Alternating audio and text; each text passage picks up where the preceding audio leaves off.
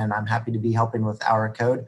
I got involved a few years ago after one of our Accenture colleagues had actually been the volunteer at my daughter's classroom. She came home super excited that she learned how to code and said that it was someone from Accenture that helped her learn and asked me to do it the following year. So last year I was one of the in-class volunteer for her, and it was a great experience. I catch her all the time still going to code.org and doing coding exercises on there. And of course, she is making sure that I'm doing it for her classroom this year, along with her little sisters for the first time. So thank you all for joining us today. Awesome, thank you, Kevin. Lindsay and Junior, do you all want to introduce yourselves? Sure, I can go. My name is Lindsay. I have been doing Hour of Code with Accenture Federal since 2017 with Pat. So we've kind of transformed it from, it was always a big scale, but we've definitely worked with the rest of the team to expand our presence throughout the Metro DC area, and it's something I'm really proud of. So it's near and dear to my heart. I have a computer science degree, so I didn't take my first computer science class until I was in college. So really love that we're spreading this to students from a young age. And hi, I'm Junior Katawaki. Actually sort of a newbie to the Hour of Code. Just got involved recently. Very excited about it. Very excited about the whole thing. So, yep, that's it. Awesome. Thank you, guys. So we'll get right into it. The agenda for today, we'll talk a little bit about the background for Hour of Code and then facilitating virtual events in this year and doing so virtually. We'll talk about a basic lesson plan, and then we'll get into some Hour of Code resources that volunteers can have, and then answer any questions. Feel free to use the chat feature in the webinar for any questions that you have throughout, and we'll try and answer it. Either our panelists will answer it in the chat, or we're more than happy to address it as we go through. So a brief background, back in 2016, Accenture made a donation to code.org and a pro bono commitment of ours. The initial donation was about $500,000, and we've continued to support them year over year. Since the start, we have pledged about 10,000 hours of Accenture volunteering hours to Hour of Code events. So across the US and actually across the world, there's coding events that are going on internationally as well. There's about 10,000 hours that we dedicate a year. And part of the reason that we do this and why Accenture made this investment is because about 67% of all new jobs are in computing, and it's the #1 source of new wages in the United States. But less than 50% of US high schools actually teach computer science education. So this was a way to help bring computer science and the world of coding and careers in STEM from people who were working in fields that were related to STEM and related to computer science, to help bring those to students. And we have this quote here from Paul Doherty, our Chief Technology Officer, about part of that commitment, and wanted to show this video as well. It's a quick 1-minute video. Panelists, let me know if the audio is or isn't coming through.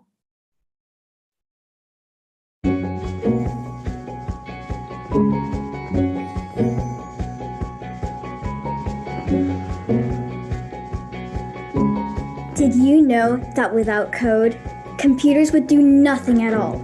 Code is the language of applications. It's in your games, it's on your TV, it powers smartphones, it helps doctors do their job. It's what gets astronauts into space. That's why coding is one of the most important languages to learn.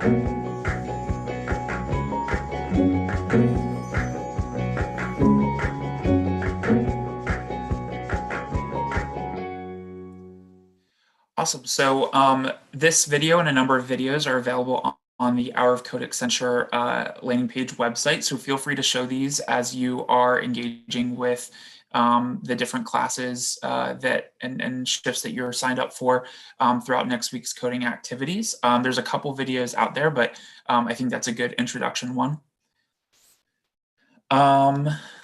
Let's jump over to the next slide. So a little bit of background on Metro DC, and actually, Lindsay, if you want to tackle this slide, since a lot of these fun stats are ones that we've worked on together.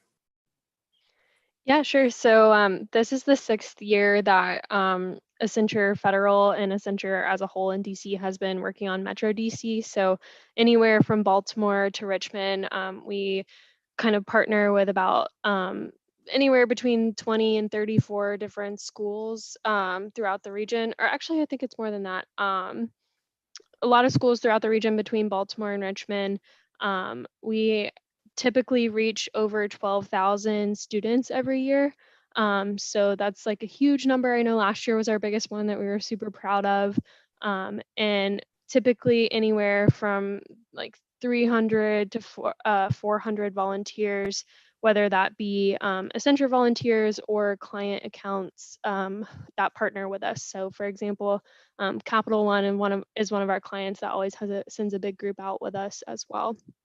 So yeah, we I think I saw in the chat somebody was asking, can non-Accenture volunteers or can non-Accenture employees volunteer through our portal? And the answer is yes. They can sign up through the Hour of Code app at .accenture.com. We partner a lot with DC Public Schools as well as Baltimore Public Schools, and they send out volunteers as well, and they use this application to sign up as well as Baltimore Fire Department. I think sent a couple of people out last year, so it was fun. Yeah, absolutely.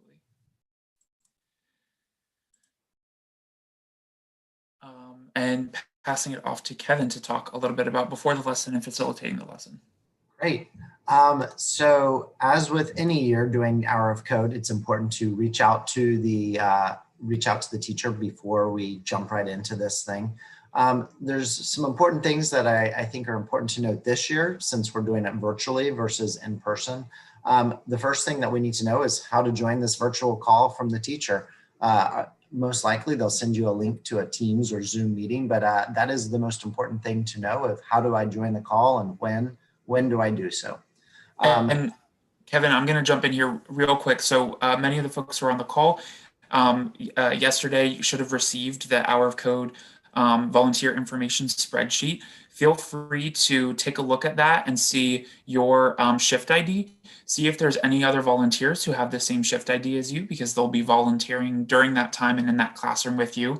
Feel free to chat over Teams or over email, and then email the teacher together so that you guys can all coordinate on those logistics. A lot of the sessions will have, in the special instructions on the shift, we'll have the Zoom or Teams or whatever link the virtual classroom is for, but sometimes teachers will prefer to hand that directly to the volunteers over email. So something to keep an eye out for, and just note that coordination with the teacher is between the volunteers and that teacher, but reach out to hourofcode.admin@Accenture Federal if you guys have any questions. And really the key there is it's important to talk directly to the teacher that you're going to be doing this with, since they have some other rules of the road for their classroom. Also, there's an important note here of some schools require that you do some other sort of volunteer registration. I know Arlington County Schools does, so I need to go through and do that this week so that I'm all ready to volunteer at those schools next week. And then as far as the classroom rules, so in this virtual learning environment, each classroom seems to have their own culture and there are different rules of the road. So it is important prior to that meeting to really find out from the teacher, what is the best way to interact with students? Is it good to ask them to keep their cameras turned on? Is it best to chat through the chat window, or ask people to unmute and talk? Is there a way to get everybody to gently be quiet if they're talking over themselves? So ask the teacher about what the best way to maintain that classroom etiquette in a virtual environment is. Once you've communicated with the teacher, the other important thing to work on is getting comfortable with the agenda, the curriculum, and going through it and probably doing it yourself. So we're recommending that you do the dance party, because all the kids love dance party. My kids both love the dance party. It's easy and keeps people engaged, and actually is a really good hook to make them want to do it more after we are in the session. But it's good to get through it and do it a few times first. The dance party and many of the other code.org activities have different levels. So the kindergarten, first and second grade dance party is definitely different than the 5th, 6th, 7th grade dance party. And there's even some versions of it for the high schoolers. The songs are all updated this year, so it is pretty darn exciting and engaging for kids of all ages. But you do need to go through it ahead of time, plan it out, just like you're going to be doing if you're leading a meeting at work. So take the time to put together your agenda, get all your screens up and ready to go. At the end of it, it might be nice to put together a Kahoot or Mentimeter quiz. Ask the teacher again if they use Kahoot, if they can set up the quiz for you, or you can do it yourself. But that is a lot of teachers call it an exit ticket. So at the end of it, at the end of a virtual section of the day, they might have an exit ticket just to ask what they learned. You know, what was your most exciting part of coding the dance party, or how many levels did you get to within the dance party? Something easy, not super tough, but just something to keep it engaged so that the students have a way to circle back at the end. As far as facilitating the actual session, hopefully you have already gone through and played with whatever activity that you are going to do so that you're familiar with it.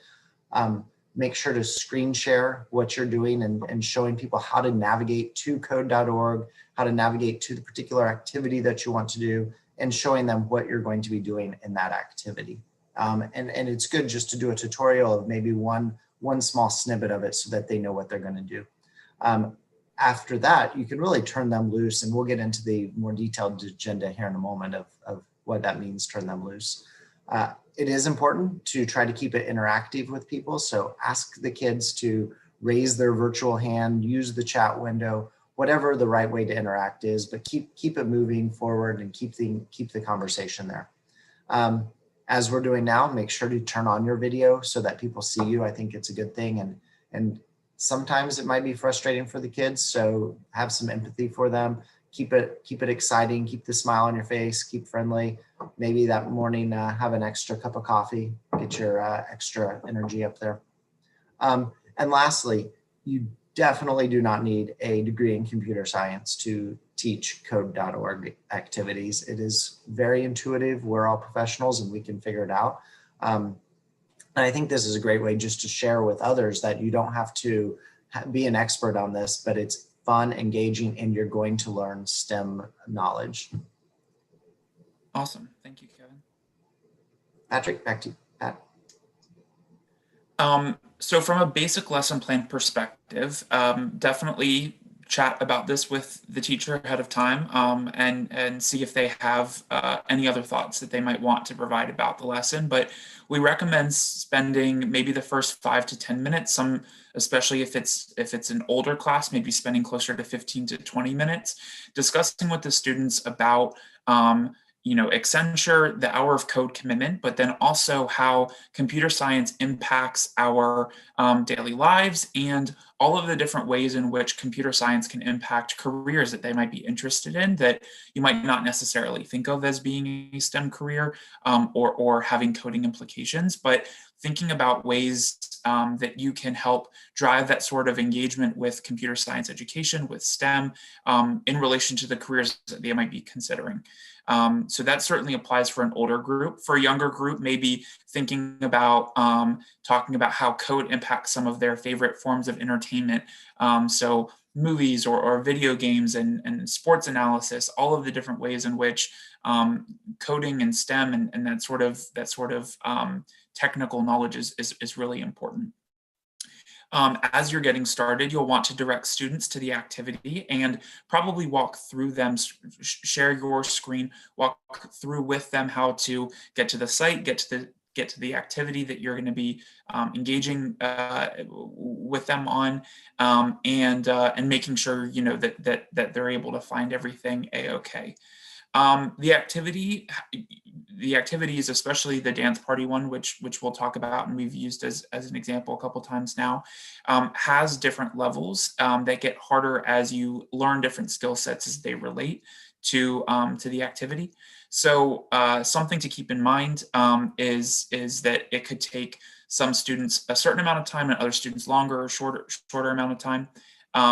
Definitely give them kind of the freedom to navigate it on their own. And Kevin, went through a whole bunch of great tips about how to support each student individually, even in that virtual setting. But if a student ends up finishing early, then feel free to encourage them to go to code.org/learn and look at some of the other activities or some of the other ways that they can learn a little bit more about coding and STEM education, and that sort of free time to explore might be really good for them. And then that exit ticket Kevin was talking about. So doing a wrap up, having a conversation with them, encouraging them to populate into the chat answers to any of these questions, is a really great way for them to reflect on the things that they learned in this experience overall, and perhaps make them think a little bit more about STEM and coding in the context of their careers one day. And so again, yeah, Kahoot or Mentimeter. If teachers have a Kahoot account, then feel free to work with the teacher to kind of set up what that exit ticket looks like. Otherwise, we as Accenture have Mentimeter, and that's a great way to do some visualization of those responses. And jumping over to best practices, Lindsay, maybe do you want to tackle this one? Sure. So this is going to be really important this year in a virtual setting, with the added possible frustrations of just, trying to do everything virtual through a Zoom classroom or, Google Hangouts, whatever it may be that the teachers use. But it's really important to keep a positive attitude throughout the whole thing. So it can be frustrating for you, but it's probably more frustrating for the students as well. So when students come across difficulties, it's okay to say like, oh, I don't know, or let's figure it out together. Or maybe even like technology doesn't always work out the way that we want it, but we'll get there together. And a really important one that I like to emphasize a lot is that learning to program is like learning a new language. So you're not going to be fluent right away. And that's typical for anyone who learns how to code. It's not just students, it's not professionals, and anyone who's learning how to code is learning a brand new language. So sometimes it does take practice to get there, and it's okay if something doesn't work right away. I believe Kevin touched on this earlier, what to do if a student finishes early. Code.org/learn has a ton of activities that they can work on. I know in a virtual setting, it's probably going to be a little bit harder to manage that, but it's always good to give this link out at the beginning so that students, if they finish early or perhaps they want to come back to this after school, can just kind of do something on their own at code.org/learn. Another thing is, again, this might be a little bit hard in a classroom setting or in a virtual classroom setting, but if a student is finished early and there are classmates who have questions, you can always ask the students to volunteer their questions, and whoever wants to answer it, it doesn't have to be you, it could be a classmate who answers it, who's probably already finished the activity. A fun thing to do is to ask the students to record the number of lines as they write or as they complete each task. And so a lot of the activities will print out how many lines of code you've generated, especially for the drag and drop ones where it's an API kind of writing the code in the background. It'll spit out the number for you. And that's a really fun thing at the end to say like, oh, throughout this, hour or 35 minutes that I was working on this, I wrote 100 lines of code, and you'll see students' faces just light up and get really excited. And that's always like a fun kind of portion of that exit ticket where get them excited for further learning. But make sure when you're preparing to check how to check for that number of lines. When I did it with my fourth grader yesterday, it was very hard to get the number of lines of code for the dance party for the fourth grade level. So I might ask instead like how many levels she got to within it or something. So figure out the appropriate question for what activity you're going to do. Absolutely. Exactly.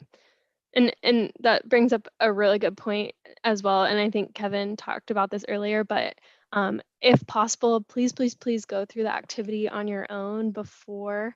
I know we're all used to kind of thinking on our feet, but it helps to know what you're walking into before you get there. And a lot of them you can kind of poke around in 5 minutes and figure out what it is that you're looking at. So that's also a good practice. Thanks, Kevin.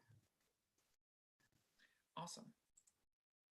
I won't drain this slide, but if you're interested, as you're exploring code.org, there's a way to sign up for an account. It exposes you to a whole bunch of different resources as somebody who might be leading a training and other videos. So this is a really good way to try and access this information. Because we send this deck out to all of the volunteers, we wanted to keep this in here, but there's a way to set up your own account, access a dashboard, queue up perhaps some of the activities that or the activity that you're going to be walking through with the students. So definitely, echoing what Kevin and Lindsay have all said, definitely log on to code.org, familiarize yourself with the site, and create that account. And then we've talked about the dance party. There have been a lot of people who have found this to be a really engaging activity. There's some conversation back and forth I can see going on with the chat about how it could be applied to different age groups, whether it's a very young group, maybe pre-reader group that has trouble sometimes with reading and accessing some of this material. Feel free to have the entire grade level, maybe vote on things like the animal to use in the dance party or the song that you want to choose, and explain to them, walk through with them like you would be reading them a book or something like that, how the coding works. And then with older grades, feel free to let them kind of explore on their own.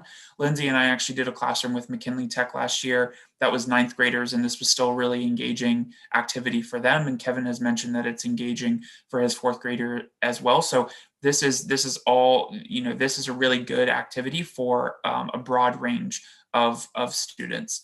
So definitely something to keep in mind. So with that, we'll open it up to questions. And I know that we're close to 12:30. Folks might have, 12:30 meetings or anything like that. We're still answering questions here in the chat. I'm actually going to stop sharing my screen, but one of the things that I will say is we will be sending out this training deck if you haven't received it already. And then also we'll send out a video of this session where we've been presenting this material, so that y'all can refer back to it if that's something that that you want. So I'm going to stop sharing. Pat, we have a question on the Q&A part. How do you know who else has signed up for your shift? I think you said it was in an email that you sent out yesterday. Yeah, that's a great question. So there's an Excel spreadsheet called Hour of Code 2020 Volunteer Info. And when you access that spreadsheet, you'll be able to see the shift ID next to your email address. If you just filter that spreadsheet for that shift ID, you'll see if there's anybody else who's volunteering with you and their email so that you can contact them. If you haven't yet received an email from me with that information, it might be because you signed up after 6:30 p.m. yesterday evening when we did that data extract. Don't worry, we will send another one this evening so that you'll be able to get connected with both the teacher information, but then also perhaps any of your other volunteers. Any other questions?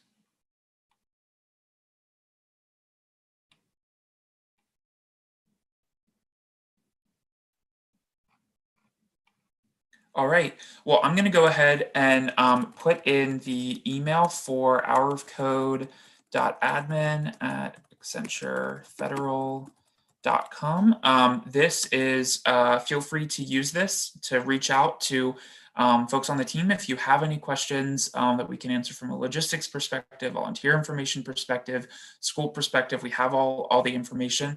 If you end up finding that you need to change your shift for any reason at all, we've had some trouble with the login feature for our volunteers. So that's something that we can do on the back end, and we can help manage that. please, please, please encourage other folks in your network to sign up. There's still time to do so. And feel free to jump on the website and look at other shifts if there's more work that you can do. We still have some shifts that don't have any volunteers associated with them. So definitely take a look and definitely encourage your networks. Thanks to those of you who maybe have sent it out to distros that you're on or ERGs or groups that you run. So thank you guys very much again. And I know we're right at 12:30. We'll probably close this webinar down, but look out for an email from us if you all have any questions. I have one last thing to add, and Pat and Kevin, feel free to jump off. We would love to have pictures from this year as well. So definitely screenshots are welcome. However, please, please, please verify with your teachers and school point of contacts before taking any screenshots.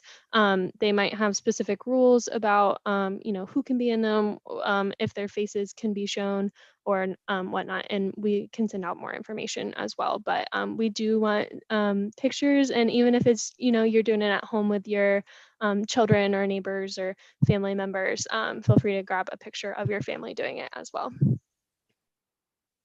Awesome.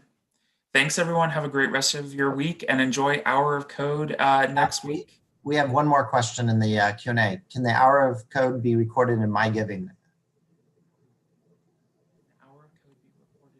Yes, yes. I will send out instructions on how to do that, but yes, please. We definitely want folks to record Hour of Code in MyGiving.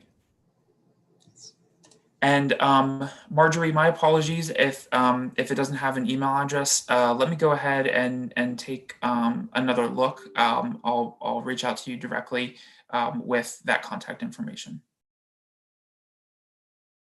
Awesome. Bye, y'all. Thanks, everyone.